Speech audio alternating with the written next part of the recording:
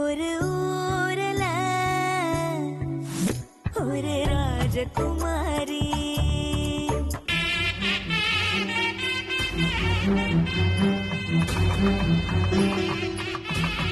தாலி ஒரு பொண்ணுக்கு மட்டும் வேலி இல்ல, புருஷனுக்கும் தான்.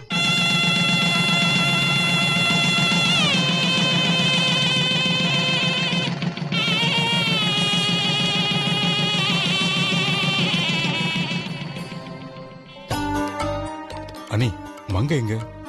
அதுக்குள்ள எங்க போயிட்டா?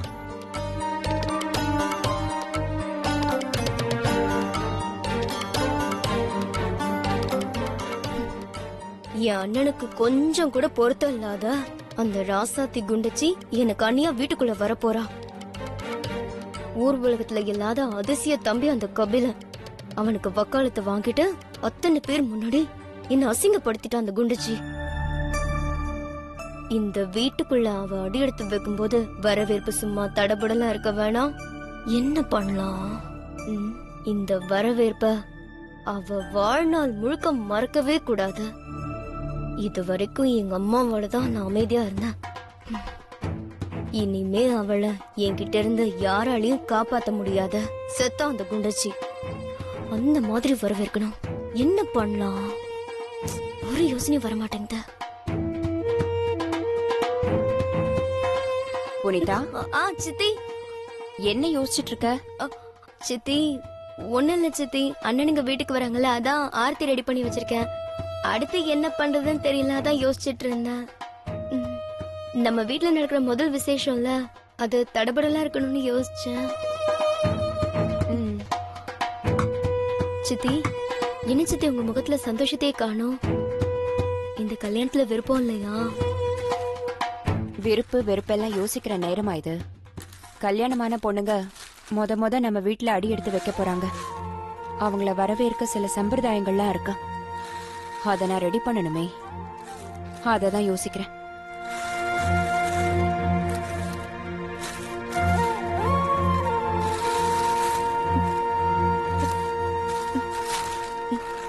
சித்தி,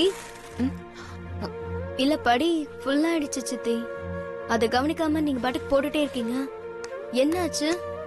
ஏன் கவலையா இருக்கீங்க? அதெல்லாம் ஒண்ணும் இல்ல.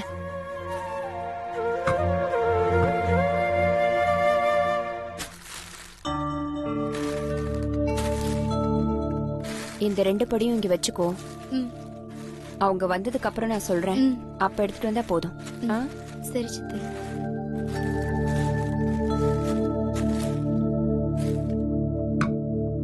சரி, பொண்ணு மாப்பிள்ள வர நேரமாச்சு. நான் போய் மத்த வேலையெல்லாம் பாப்பேன். சரி சித்தி.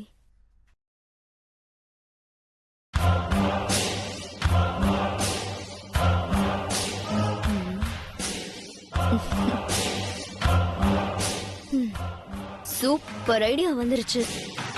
அந்த குண்டச்சிக்கு அதே வரவேற்ப தடபுடலா கொடுத்துட வேண்டியதுதான்.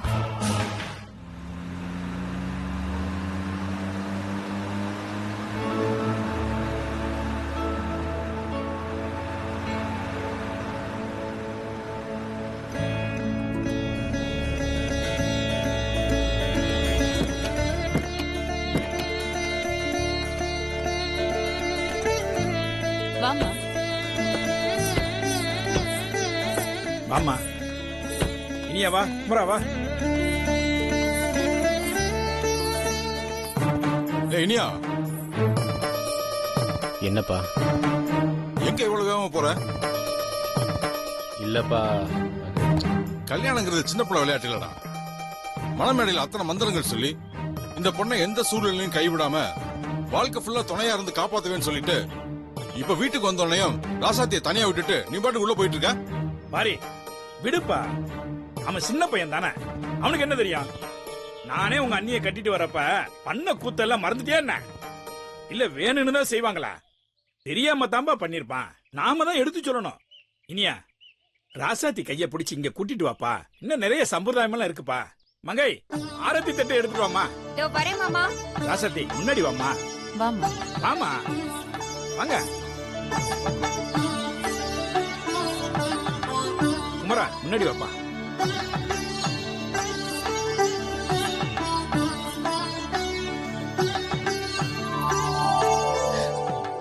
பையனும் மருமகளும் எவ்வளவு ஒத்துமையா இருக்காங்க. அந்த மாதிரி நீயும் ராசாத்தி கைய புடிச்சுக்கிட்டு நில்லினியா?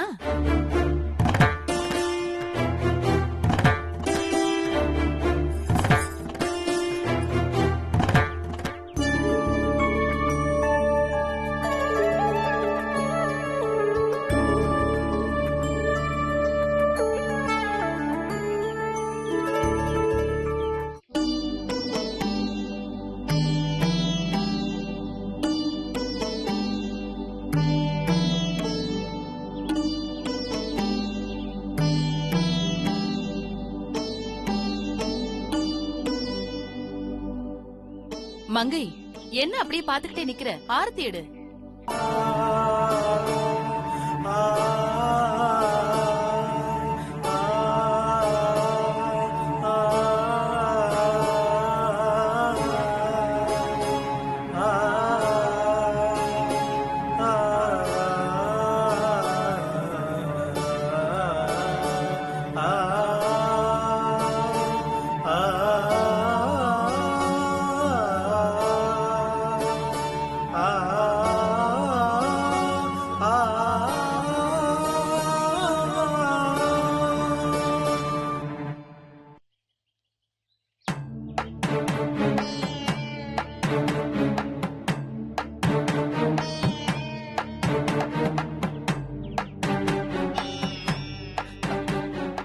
என்ன மங்கை, இனி எனக்கு மட்டும் சுத்துற?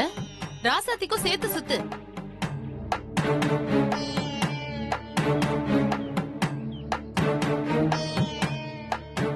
இவளே ஒரு திருஷ்டி பூசணிக்கா மாதிரி தான் இருக்கா. இவளுக்கு எதுக்கு திருஷ்டி? இவ கண்ணுதான் என் புள்ள மேல இருக்கும். என் புள்ள வாழ்க்கையை நாசமாக்குன இவளுக்கு நான் திருஷ்டி சுத்துற நிலைமைக்கு என் நாளாக்கிட்டே சாமி.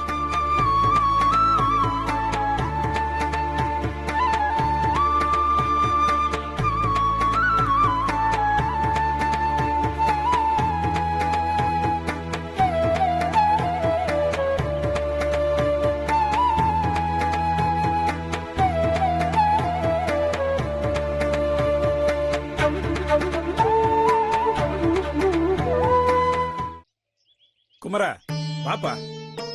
இனியா நீ வாப்பா. போ போப்பா.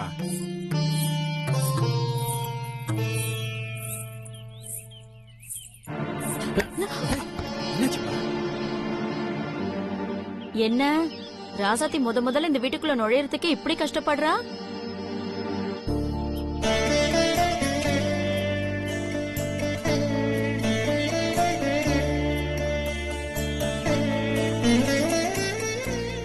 மங்கை, பொண்ணு மாப்பிள்ள உள்ள போறதுக்கு முன்னாடி செய்ய வேண்டிய சடங்கு முறைக்கு தேவையானது எல்லாம் ரெடி பண்ணிட்டியா? ரெடி பண்ணிட்டேன்க்கா.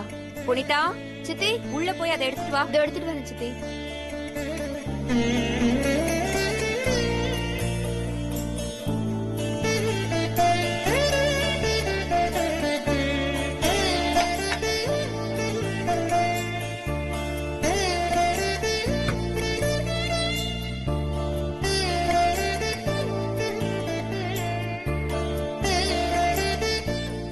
முதல்ல நம்ம வீட்டுக்குள்ள வர மருமக வாசல்ல வச்ச படிநல்ல வலது காலால தட்டி விட்டுட்டு உள்ள குங்குமம் கரைச்சு வச்சிருக்கிற தாம்பாள தட்டுல காலை நினைச்சு வீட்ல இருக்கிற பூஜை அறையில விளக்கேத்தணும். நீ கண்மணி அழைச்சிட்டு போப்பா.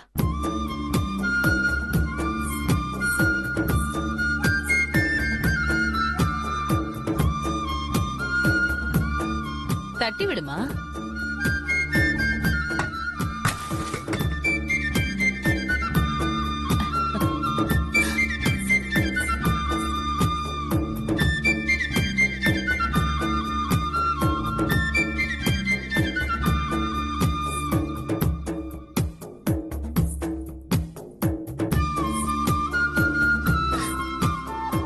என் மருமக ரொம்ப பொறுமைசாலிதான். எவ்வளவு அருமையா நெல்ல ரொம்ப சிந்தாம பதுசா தட்டி விட்டுட்டு போறா பாத்தியா?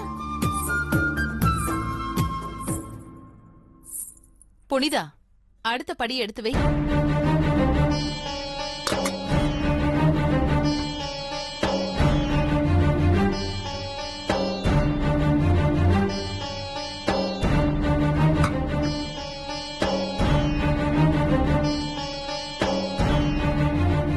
இனியா, உன் பொண்டாட்டி அழைச்சிட்டு உள்ள போ.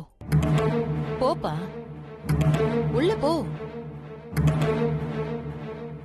என்ன இனியா, கூட்டிட்டு போ.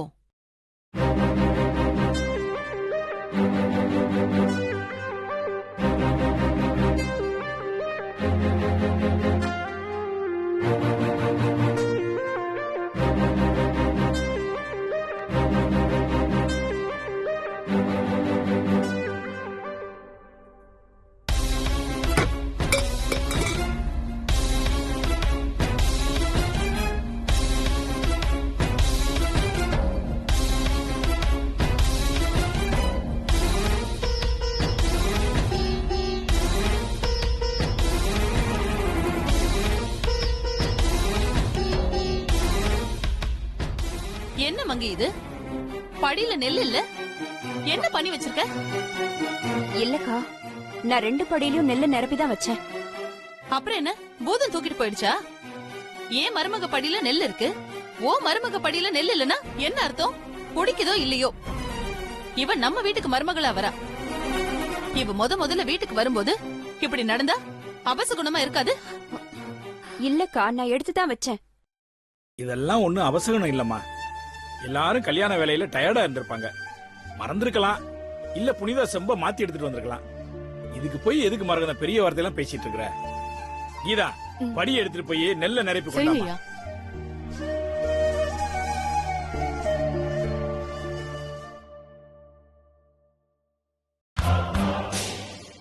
குண்டச்சிக்கு சென்டிமெண்டா அட்டாக் போடலான்னு பார்த்தா கடைசியில சித்தி மாட்டிக்கிட்டாங்களே. சித்தி பாவம்.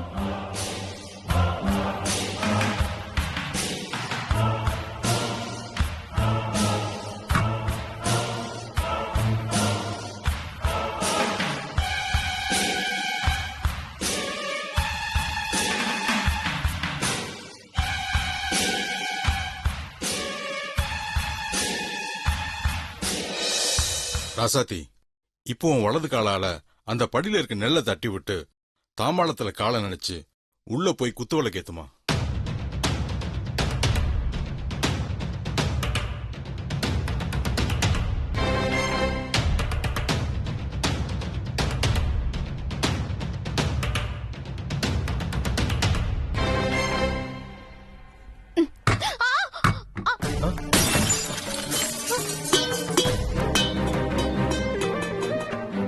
ஐயோ,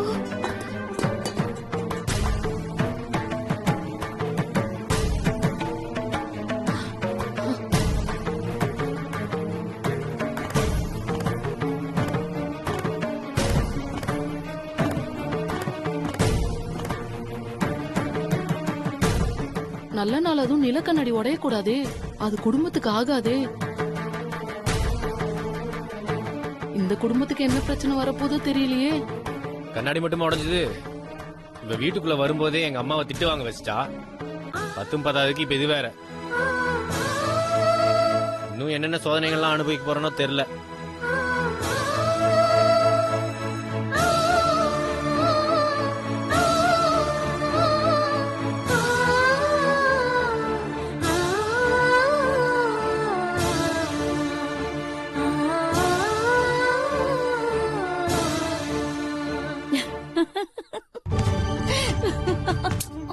அம்மா, எதுக்கு இப்படி சிரிக்கிற? யாராவது பார்த்தா என்ன நினைப்பாங்க? நடந்ததை பாக்கும்போது யாரா இருந்தாலும் சிரிக்காம இருக்க முடியாதுடி. நான் சின்ன வயசா இருக்கும்போது டெல்லியில நடந்த ஒரு விளையாட்டு போட்டியில அப்புன்னு ஒரு யானை விளையாடுற மாதிரி காமிச்சாங்க. அந்த மாதிரிதான் இந்த ராசாத்தியும் நெல்லுப்படிய விட்டா பாரு ஒரு உத. அத பார்த்ததுக்கு அப்புறம் எப்படி சிரிக்காம இருக்க முடியும்? கண்மணி, வாங்க சம்பந்தி. ஆகாட்டு ஆகாட்டு. என்னத்த?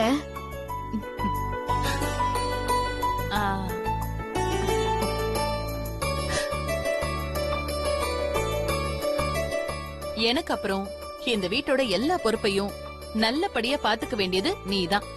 இந்த வீட்ல எப்படி எல்லாம் நடந்துக்கணும், என்னென்ன செய்யணும், எப்படி செய்யணுங்கறத நீ எல்லாத்தையும் என்ன கேட்டுதான் நடந்துக்கணும். சின்னத்த அந்த மங்கையா, அவ பேச்செல்லாம் கேட்டு நீ நடக்கணுங்கிற அவசியம் இல்ல. ஏன்னா அவ ஒன்னும் ஏன் அளவுக்கு சரிசமமான ஆளே இல்ல. அவ சாதாரண ஆளு. இல்ல அவங்க உங்க சொந்தக்காரங்கன்னு எல்லாரும் சொல்றாங்க. அதான். ஆமாமா, அதனாலதான் அவ இந்த வீட்டுக்கே மருமகளா வந்தா. நாங்க தான் எங்க ஊர்லயே பெரிய குடும்பம். எங்க அப்பா தான் எல்லாத்தையும் பாத்துக்குவாரு. மங்கையோட அம்மா எனக்கு சித்தி தான். எங்க சித்தப்பா வியாபாரம் பண்றேன்னு போய் நஷ்டப்பட்டு திரும்பி வந்தாரு. எங்க அப்பா தான் அவங்கள தோட்டத்து வீட்லயே தங்க வச்சாரு. 3 வேளை அரிசி சோறு திங்கறதே அவங்களுக்கு கனவா இருந்துச்சு. அந்த சமயத்துலதான் என் மாமனார் என்ன பொண்ணு கேட்டு எங்க வீட்டுக்கு வந்தாரு. எங்க தோட்டத்துல இவங்க இருந்ததையும் பார்த்தாரு. அப்புறம் எனக்கும் என் வீட்டுக்காரருக்கும் ஜாதக பொருத்தம் நல்லா இருந்து கல்யாணம் பண்ணி வைக்கிறதா முடிவு பண்ணாங்க. அந்த கல்யாணத்துல இவ துரு துருன்னு ஓடி எல்லா வேலையும் பாத்துட்டு இருந்தா. அதை என் மாமனாரும் பாத்திருக்காரு, என் கொழுந்தனாரும் பாத்திருக்காரு. நம்ம பையனுக்கு இந்த பொண்ண புடிச்சிருக்குன்னு என் மாமனாருக்கு தெரிஞ்சிருக்கு. ஒரே குடும்பத்துல அக்கா தங்கச்சிய கட்டி வச்சா அந்த குடும்பம் உடையாம இருக்கும்னு நினைச்சு என்கிட்ட கேட்டாரு. நான் என்ன சொல்றதுன்னு தெரியாம எங்க அப்பா அம்மா கிட்ட கேளுங்கன்னு சொன்னேன். அவங்க வேண்டான்னு சொல்லுவாங்கன்னு பார்த்தா அந்த மங்கைய பாரிக்கு கட்டி கொடுக்க சம்மதிச்சிட்டாங்க. அப்படி இந்த வீட்டுக்கு வந்தவதான் இந்த மங்கை. அவங்களுக்கும் நம்ம ராசாத்தி மாதிரி குருட்டு அதிர்ஷ்டம்னு சொல்லுங்க. அது மட்டும் இல்ல, என்னதான் ராசாத்தி உன் கூட சின்ன வயசுல இருந்து பழகி இருந்தாலும் இப்ப இந்த வீட்டை பொறுத்த வரைக்கும் நீதான் இந்த வீட்டுக்கு மூத்த மருமக. அந்த ஸ்தானத்துக்குள்ள மரியாதைய நீ எப்பவுமே விட்டு கொடுக்க கூடாது, புரியுதா? எனக்கு இருக்கிற சாமர்த்தியம் கொஞ்சம் கூட என் வீட்டுக்காரருக்கு இல்லாம போச்சு. அதனாலதான் இந்த ஊரை பொறுத்த வரைக்கும் எல்லாமே பாரிவேந்தன்னு ஆயிப்போச்சு. அது எனக்கு ஒரு பெரிய மனக்குறை. எனக்கு பிறந்தானே குமர, அவன் விஷயத்திலையும் கொஞ்சம் ஏமாந்துதான் போயிட்டேன். அதுக்காக நான் என் புள்ளைய மட்டமா சொல்ல வரல. என்ன இனிய அளவுக்கு சுறுசுறுப்பா இருக்க மாட்டான். கபடி அவனும் விளையாடுறான். ஆனா இனியந்தான் எல்லா போட்டியிலயும் மேன் ஆஃப் த மேட்ச்னு கோல்டு மெடல் வாங்குறான். என் புள்ளைக்கு எல்லாருக்கும் தர மெடல் தான் தராங்க. அதான் ஊரறிஞ்ச விஷயமாச்சு. எப்படியாவது உன் சாமர்த்தியத்துல அவனை கோல்டு மெடல் வாங்க வச்சிரு, அது போதும் எனக்கு.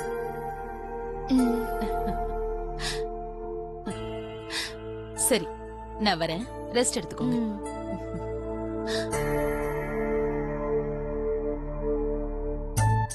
அடியே, உன் மாமியார் ஒன்னும் நல்லவ கிடையாது. அவ மேல ஒரு கண்ணை வை. எப்ப அவ புருஷனையே மட்டமா பேசுறாளோ, அவ ஒரு நாள் உன்னையும் மட்டமா பேசுறதுக்கு வாய்ப்பு இருக்கு. அதனால நான் என்ன சொல்றேன்னா, பார்த்து பக்குவமா பேசி எப்படியாவது ஒரு கலகத்தை உண்டு பண்ணி குடும்பத்தை பிரிச்சு தனி கொடுத்தன வந்துட பாரு. அதுதான் உனக்கு நல்லது. அம்மா, வந்ததும் வராததுமா எனக்கு வேப்பிலை அடிக்கிறத விடு. எல்லாத்தையும் நான் பாத்துக்கிறேன். சரி சரி, பாத்துக்கோ.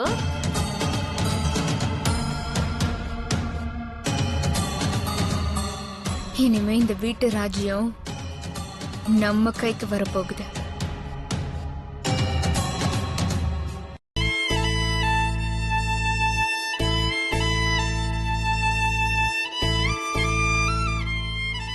பண்றதையும் பண்ணிட்டு ஏன் இப்படி அழுதுட்டு இருக்க? பின்னென்ன, பொதுவா வீட்ல இருக்கிற கண்ணாடி உடையக்கூடாதுன்னு சொல்லுவாங்க. நீ வீட்டுக்குள்ள நுழையும் போதே இப்படி பண்ணிட்ட. எல்லாரும் அபசகுணம்னு பேசிட்டு இருக்காங்க. இந்த பழி உன்னை கடைசி வரைக்கும் துரத்திட்டு இருக்கும். சாதாரணமா ஏதாவது நடந்தா கூட நீ இப்படி பண்ணதுனாலதான் அப்படி ஆயிடுச்சுன்னு சொல்லுவாங்க.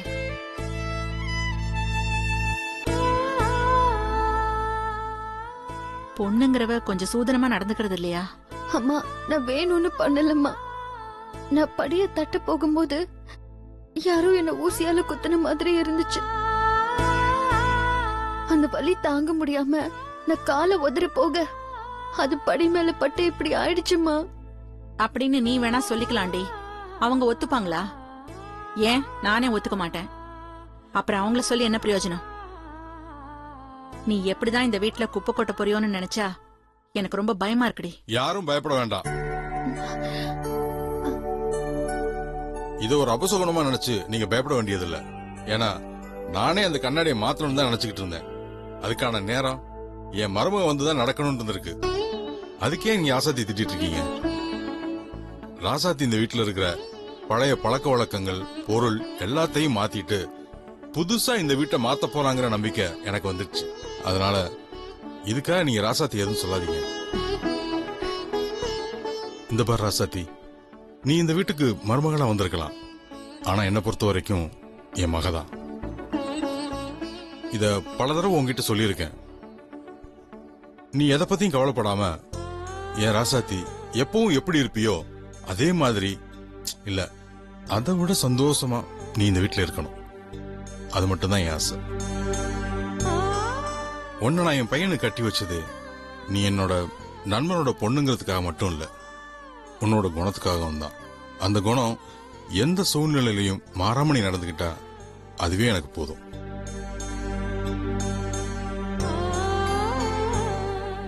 உன்னால இந்த வீடு சந்தோஷமா மாறுங்கிறதுல எனக்கு துளி கூட சந்தேகம் இல்லை.